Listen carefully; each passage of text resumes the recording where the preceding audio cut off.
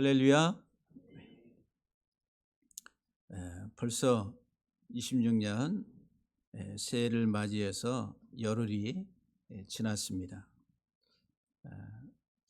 여러분에게 있어서 1월은 또 어떤 달인지, 또 지금의 모습은 어떤지, 우리는 새해가 되면 누구나 새 출발을 꿈을 꿉니다. 낡은 달력을 다 떼어내고 또 새 달력을 걸듯이 우리 인생도 깨끗한 도화지처럼 다시 그려 나가기를, 시작되기를 다 원합니다. 하지만 냉정하게 우리 자신들을 돌아보면은 환경은 바뀌고 또 숫자도 바뀌었지만은 정작 또 그 시간을 살아가는 나라고 하는 존재, 나라고 하는 사람은 여전히 작년과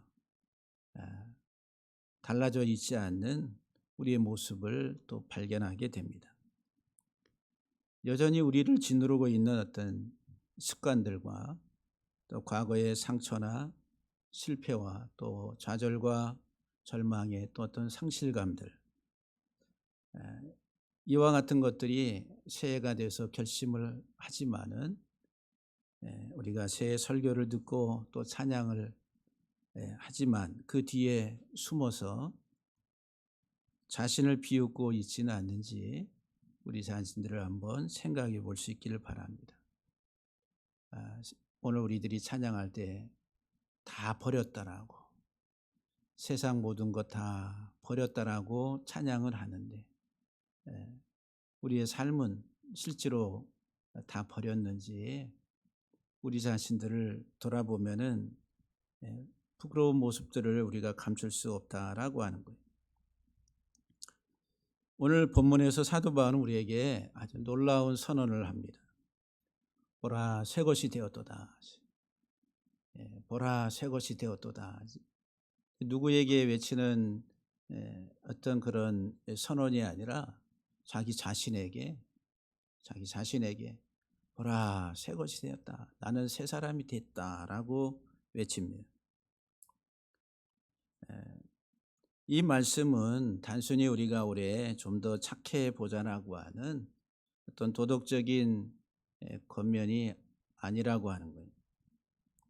이 바울의 고백은 존재 혁명, 내 존재가 어떤 존재인가라고 하는 완전히 과거의 자기 인생에서 새로운 존재로 바뀌었다라고 하는 그런 외침이고 선언이다라고 하는 거예요. 그래서 오늘 본문을 통해서 우리들이 내가 누구인가, 우리가 누구인가, 바울은 새로운 존재, 새로운 피조물이다라고 외치고 있는데 과연 나는 새해를 맞이해서 새 사람이 되겠다고 하는데 나의 정체성은 무엇인가? 그리고 새 사람으로서의 삶을 살아가는데 에너지, 그 힘은 무엇인가? 오늘 본문을 통해서 좀 살펴보려고 합니다. 새 출발, 새 사람. 하나님의 사람은 새 사람이고 새롭게 출발된 존재라고 하는 거예요. 과거와 단절되고 새롭게 된 존재.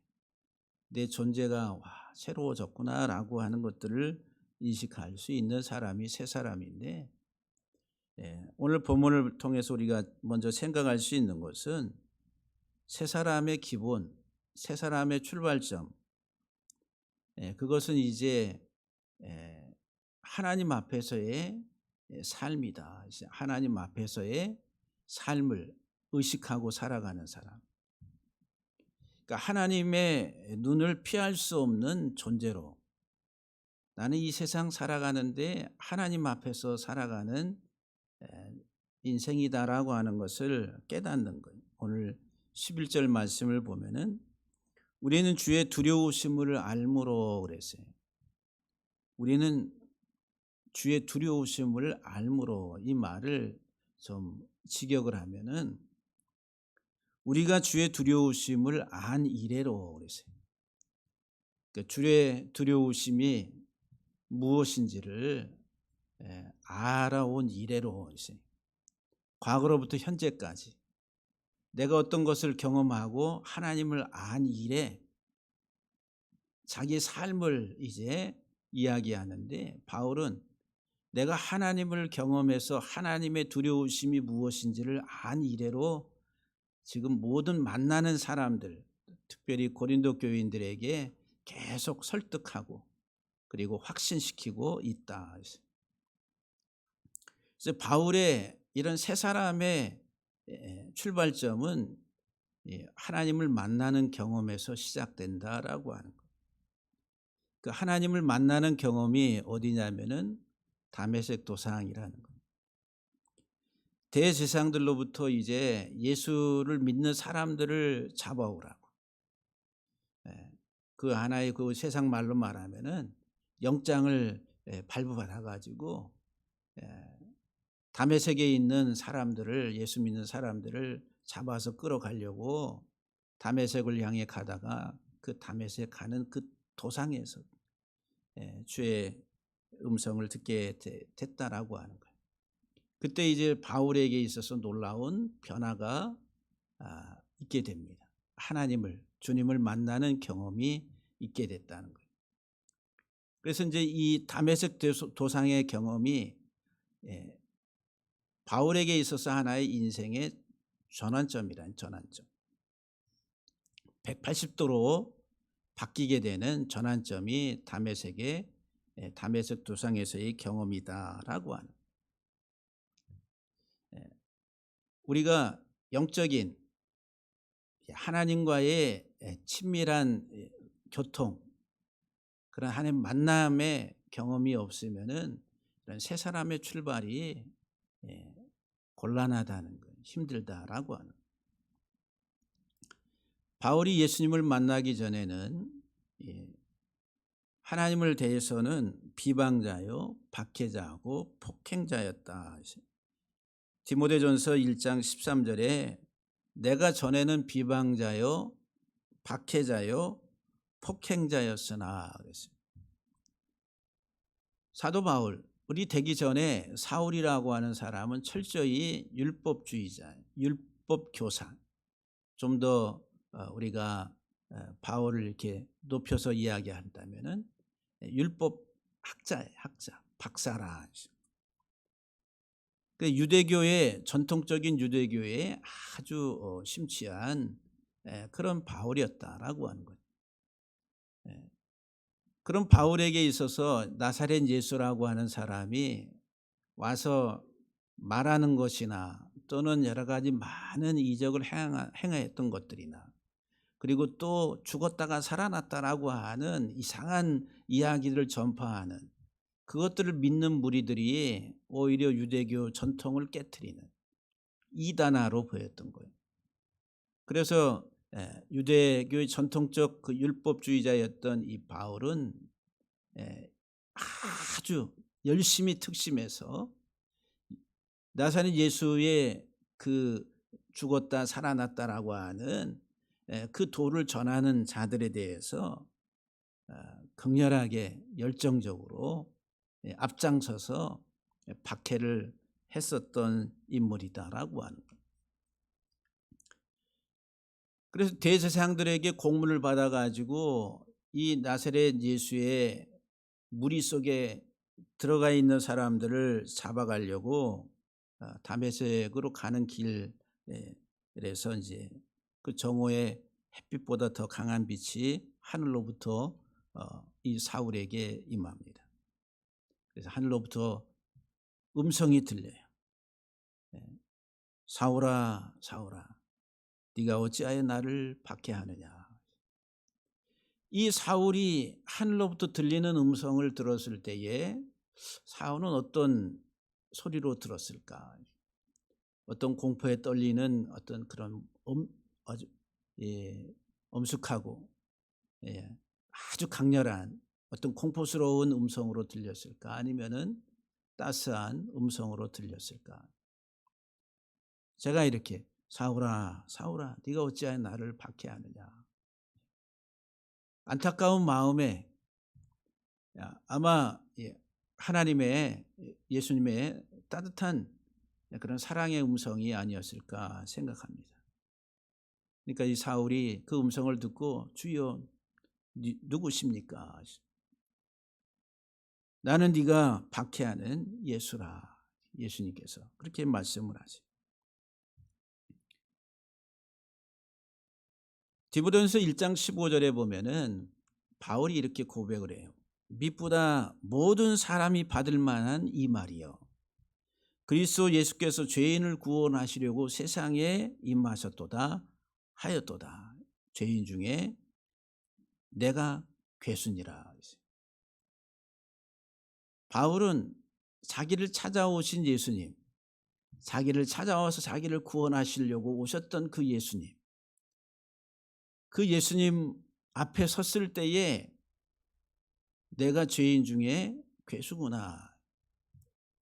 그러면서 하나님의 어떤 엄중한 진노의 심판의 어떤 그 모습보다도 더 사울의 마음을 두드렸던 것은 사랑의 음성이었을 것이다 라고 봅니다.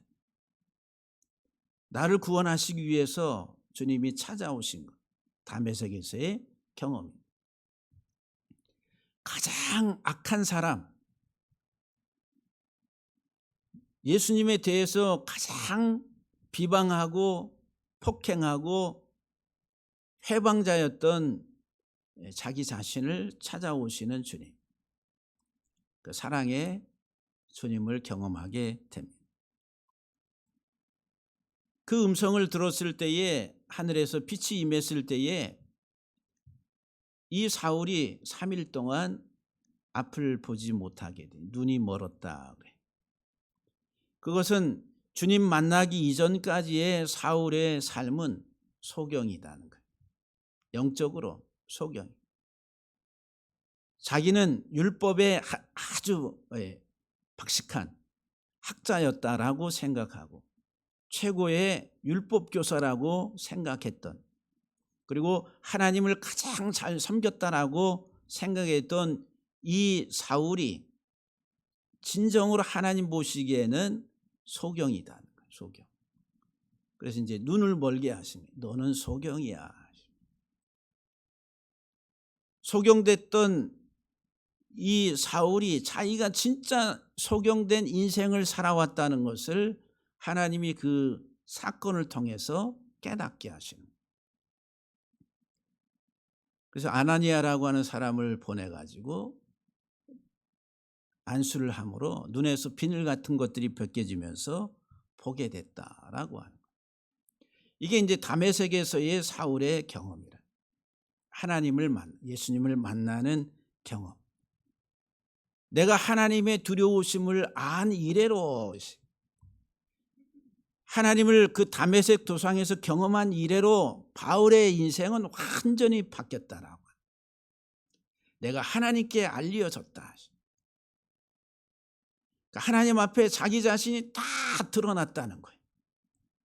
숨길 것이 없는 인생.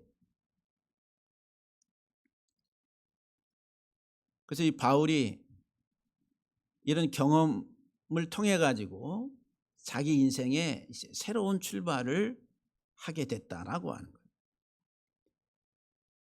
오늘 본문 11절에서 주의 두려우심을 안다라고 하는 이 표현은 10절 말씀에 보게 되면은 마지막 심판 때 이야기를 이야기하고 있습니다. 그래서 바울이 마지막 인생에 모든 사람들의 그 인생 마지막 날에 누구든지 다 하나님의 심판대 앞에 선다는 결산의 때가 있다라고 하는 것을 깨달았다라고 하는 것이죠. 그래서 우리들은 하나님 앞에서 살아가는, 하나님 앞에 살아가는 우리 인생이다. 그래서 이제 신학자, 특별히 이제 칼빈 같은 경우에는 하나님 앞에서의 삶을 코람데오라, 코람데오. 이걸 신전의식이라 그래요. 하나님 앞에 서 있는, 하나님 앞에 살아가는 의식. 우리의 365일, 우리의 매 순간마다 우리의 삶은 하나님 앞에 서 있다는 거예요. 그래서 우리는 하나님의 눈을 피할 수 없는 존재라. 명명백백하게 우리의 모든 것들이 내 생각하고 있는 모든 것 속에 있는 것까지 우리는 하나님 앞에서 감출 수 있는 것이 하나도 없다는 것. 다 발가벗겨진 존재. 하나님 앞에서 살아가는 존재라고 하는 신전의식이라. 우리는 그 의식이 깨져버립니다. 매 순간 매 시간 살아가면서 우리는 하나님 없어요. 아이들이 엄마하고 아빠하고 같이 있다가 막 잘못하고 아빠가 있으면은 그래 잘 하려고 하죠.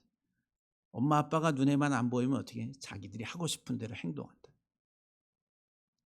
우리가 이 세상을 살아가는데 매일매일의 삶 속에서 이런 신전의식, 하나님 앞이라고 하는 이 의식이 우리 속에는 없다라고 하는 것.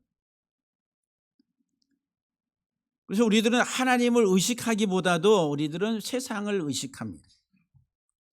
그래서 세상 사람들은 살아가는데 우리가 사람들에게 어떻게 보일까라고 하는데 더 많은 시간을 드립니다. 그리고 거기에 투자를. 그래서 세상 사람들에게 내가 어떻게 보여질까라고 하는 것을 생각하기 때문에 더 좋은 스펙을 쌓으려고 합니다. 더 화려한 것들로 우리의 겉모습을 치장하려고 그래요. 그래서 그 외모를 갖춘다는 거예요. 그리고 우리들은 하나님을 의식하기보다 세상을 의식해요. 이 땅의 다른 사람들에게 내가 어떤 존재로 드러나고 멋지게 보일까라고 하는 것들로 더 우리들은 에너지를 소비한다라고 하는 거예요.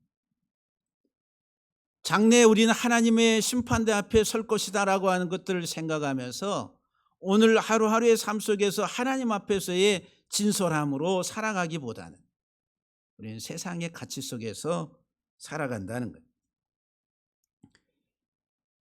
그런데 이 바울은 오늘 우리에게 나는 하나님 앞에 이미 다 알려진 사람, 이 말은 하나님 앞에 우리는 다 드러나 있는 사람이란, 감출래야 감출 수 없는 그런 사람이다. 그래서 이 신전의식을 아주 강력하게 가지고 살아가는 사람은 하나님께 미친 사람이다. 하나님 앞에서 살아가는 내 인생이다라고 하는 것들을 생각하면은 하나님의 뜻에 따라서 살아가려고 하는 열정이, 그 열정이 더 타오르게 된다라고 하는 거예요. 내가 미쳤어도 하나님을 위한 것이요. 그 세상 사람들이 보기에는 하나님의 뜻 안에서 하나님 앞에서 살아가는 우리의 삶 자체가 미친 것처럼 보인다. 이해하기 힘든. 그래서 여러분들이 주의 뜻 안에서 말씀 안에서 내 모든 삶을 살아가려고 할 때에 믿지 않는 주변의 사람들은 뭐라고 얘기하겠어요? 야, 너 미쳤어. 너 광신자 아니야? 미쳤다라고 하는 거예요. 그 미치다 이 말이 정신이 나갔다라고 하는 거예요. 밖으로 정신이 출장 간 거예요. 그 세상 사람들이 볼 때는 너 제정신이 아닌 것 같아 이렇게 판단한다. 그런데 이 바울은 내가 미쳤어도 하나님께 대하여 미쳤다. 내가 온전하여도 이 말은 정신이 이제 온전하다는 거예요. 미친 게 아니라 정신이 바깥으로 나간 게 아니라 온전하다는 거예요. 내가 온전하여도 내가 사람들을 향해서 온전하다. 그래서 이제 열정과 냉정이라고 하는 그 사이, 열정과 냉정의 그 사이, 그것을 잘 유지해야 된다. 그런 책도 있습니다. 열정과 냉정의 사이라고. 그래서 이 바울의 이 자기 새 출발의 시작점이 어디냐면 하나님을 만난 경험, 다메섹에서의 그 경험이라는 경험. 우리 모두에게 있어서 정말 하나님을 만나는 경험이라고 해요. 내가 다메섹에서 바울이 경험했던 것처럼 아주 강렬한 그런 경험이 없을지라도 나도 모르는 사이에 하나님의 살아계심이 내 속에 강력하게 들어온, 나는 하나님 떠나서 할 수 없다라고 하는 인식을 하게 되는 그 믿음이 내 안에 자리 잡아가는, 그때에 우리들은 새 출발의 에너지를 갖게 된다라고 하는. 두 번째, 오늘 본문에 보게 되면은 12절 말씀을 보면은 오직 우리로 말미암아 자랑할 기회를 너희에게 주어 그랬어요. 바울이 내가 스스로 내 자신을 자랑하기 위해서 너희들 앞에 나가서는 것이 아니다. 내가 너희에게 자천하는 것이 아니요. 오직 우리로 말미암아 자랑할 기회를 너희에게 주려고 함이라. 자랑할 기회라는 거, 자랑할 기회. 이 말은 군사용어예요. 군사용어. 기회라고 하는 말이 군사용어. 진지라고 하는 진지. 어떤 작전 기지. 그리고 아주 강력하게 공격할 발판이라는, 공격의 발판. 내가 새 사람이 돼서 우리들은 내 삶의 진지, 영적 진지라고 하는 영적 강력한 화력을 구축하고 방어하고 다시 반격할 수 있는 기지를 바울이 제공하려고 바울이 지금 고린도 교인들에게 이야기한다는 거예요. 여러분들이 주일날마다 이렇게 와서 말씀을 듣는 것은 이런 진지 구축하는 거예요. 세상을 살아가는데 내가 강력한 진지를 구축해서 나를 공격하는 세상의 공격으로부터 나를 방어할 뿐만 아니라 또한 반격할 수 있는 그런 기지를 구축하는 것이라는 거예요. 새해 여러분들은 이런 진지 구축이 군사적 그런 하나의 진지를, 작전 기지를 잘 구축하는 여러분들의 삶이 되기를 주의 이름으로 간절히 축복합니다.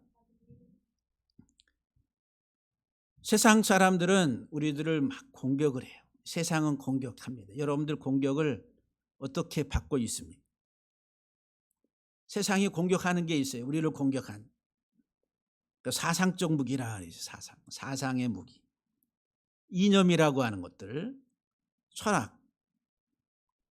현대 사회를 포스트 모더니즘의 시대라고 그래요. 여기에 가치는 상대주의, 상대주의. 절대적 진리는 없다. 상대적 가치. 오늘은 진리였던 것이 또 시간이 지남에 따라 이게 변한다는 거예요. 그때 가서는 어떻게 바뀔지 모른다라고 하는 거예요. 시대와 상황이 따라 가지고 가치가 바뀌는 것, 이게 하나의 상대적 가치라는 거예요. 지금 오늘 사회가 그런 거예요. 기독교만이 진리다, 예수님만이 유일한 길이다라고 하는 고리타분한 이야기라. 그건 교회의 독선이고 교회의 폐쇄성을 말하는 거야. 교회를 그래서 혐오 집단으로 만들려고 공격을 해. 이게 지금 현대 사회의 사상이다라고 하는 거예요. 그래서 성경의 절대성과 진리성을 해체시키려고 공격을 합니다. 진보 성향의 신학자들이 많은 이런 경향들을 띠고 있습니다. 그래서 이제 이런 공격을 통해 가지고 성도들에게는 성경의 진리를 말하는 것 자체를 두려워하게 하고 그리고 수치심을 갖게 만든다는 것. 그리고 복음의 야성을 무너뜨리려고 하는 그런 공격이다. 공격. 여러분들은 피부적으로 그렇게 와닿지 않는 이야기가 될 수도 있어요. 그러나 이것은 아주 은밀하게 세상의 이념과 사상을 통해 가지고 공격해오는 강력한 무기라는. 또 세상은 또한 외모를 가지고, 다시 말하면 보이는 것들을 가지고 공격을 합니다. 외모 지상주의, 육적으로도 말하면. 그래서 이제 이 외모를 숭배하는 그런 가치관이라는 거. 여러분들을 치장하는 것들이다라고 하는 거. 우리는 이 세상을 살아가면서 우리의 외모를 할 수만 있으면은 다른 사람들에게 아름답게 멋있게 치장하려고 그래. 이와 같은 것들이 우리의 삶 속에 아주 강력하게 자리 잡고 있다라고 하는 거예요. 그래, 그 외모를 가지고 공격하는 방식이 성공이라. 성공. 이 세상에서의 성공, 그것은 부로 나타난다. 사회적 지위로 나타나. 그 사람의 가치를 우리들은 그들이 가지고 있는 외모를 가지고 가치 평가를 한다라고 하는 거예요. 그러니까 세상적 가치 기준이다라고 하는 거예요. 이와 같은 공격이 성도들에게 미치는 그런 영향들은 내가 새로운 피조물이라고 하는 영적 어떤 정체성보다도 세상의 스펙에 매달리게 만든다라고 하는 거예요. 예수를 믿어도 세상적으로 화려하고 멋있고 사람들이 다 인정하는 그런 자리로 올라가야지 내가 나의 믿음도 좋다, 이렇게 생각하게 만든. 그것이 하나의 우상 숭배인 줄은 모르고. 그래, 교회도 우리의 신앙에 있어서 어떤 평가를 하냐면은 숫자의 크기로 이야기를 합니다. 건물의 화려함으로 말하려고 합니다. 아, 저 교회는 대단한 교회야. 하나님의 엄청난 역사가 있는 교회야. 그런 것들을 뭐로 평가하려고 그래요? 사이즈로. 눈에 보이는 외형을 가지고서 판단하려고 한다. 진정한 그 본질의 마음을 들여다보지는 못하는. 그러니까 세상은 이런 외형적인 것들을 가지고 교회를, 성도들을 공격한다라고 하는. 또한 윤리적인 것들을 가지고서 교회를 공격합니다. 교회가 가진 도덕적인 결함을 집요하게 파고듭니다. 오늘도 우리 권사님, 김 권사님 성가대 지휘하시면서 잠깐 어느 큰 교회였던 교회가 은혜가 충만한 교회인 줄 알았더니 분란이 나가지고 세상 법정에 막 싸우고 막 영상도 보여주고 하는데 어떻게 교회가 이럴 수가 있는가. 그런 것들을 봤다고 하시면서 얘기를 하는 걸 잠깐 들었습니다. 근데 세상은 그런 모습을 가지고 집요하게 교회를 공격합니다.